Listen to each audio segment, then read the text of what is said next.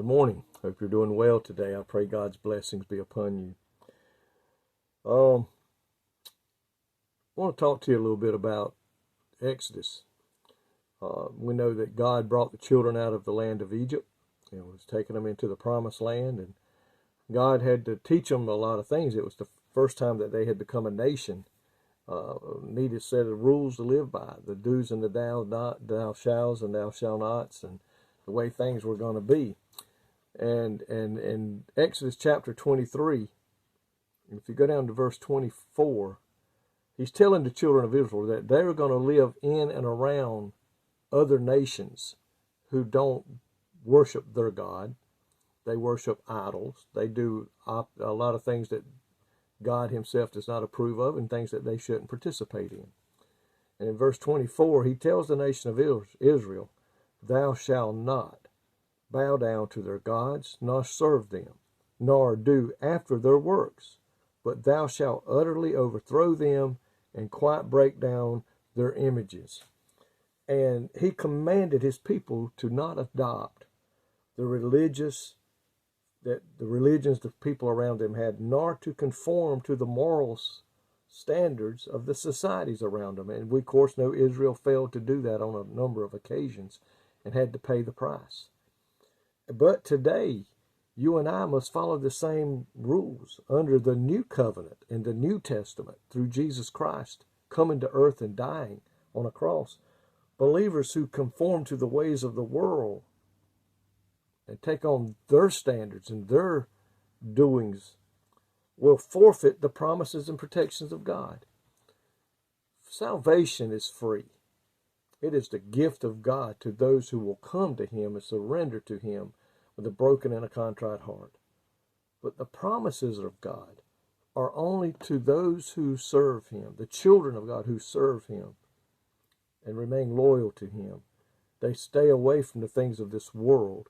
And as we're told in 2 Corinthians chapter 6, I think verse 16 or 17, it says, come out from among them. In other words, we're in this world. There's nothing we can do about that. But we don't have to obey the world. We don't have to live like the world does, where they ignore the laws of the rules in God's Bible about the do's and the don'ts. Because we're supposed to be separated. And it says we cannot have the blessings and the presence of God, and at the same time participate in the sinful ways of this world. Just like oil and water does not mix. It does not mix. Being a Christian, to serve God and live according to the way the world lives, cannot be done. It cannot be done. If you're going to live for Christ, you must separate yourself from the world. You must be different than the world. Be that peculiar nation that he calls us to be. And the Bible says we're to be a holy person, live a holy life. Because the Bible says without holiness no man will see the Lord. And that holy that is required, be ye holy, is not a perfect life. It is to do our best to live for him. To do our best to shun the things of the world. To do our best to be not a part of the world. That's what being holy means. And folks, if we had planned to see God one day and to live forever in heaven, then we must do what the Bible says. Be ye separate. Come out from among them. Be that peculiar nation. We cannot have the blessings and the presence of God and at the same time be a part of the nature of this sinful world.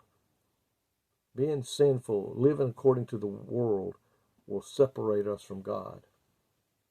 It will separate us from God. So if we want to be a child of God, then we must live the life that is called for by the Word of God. And I pray today that you're doing that. If you're not, ask for forgiveness of our sin. Our Lord is faithful and just to forgive those who sin. And any of us could sin. We're not above it. Though we may be a child of God, we are still in the flesh. We're still in this world.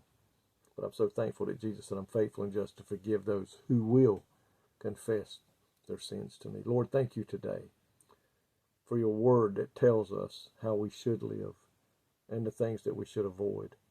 And I pray today, God, those that are listening that don't know you already will come to know you as Lord and Savior. They'll ask for forgiveness of their sins, confess you to be Christ, and receive that salvation. And for those of us that are trying our best to live for you, that we'll stay away from this world. We'll stay separated from this world, and be just be out from among them, that we may live the life that will please you and bring the blessings of God upon us. And I ask these things today in your name, Jesus Christ, our Lord and Savior. Amen. Folks, I love you today. I pray God will richly bless you.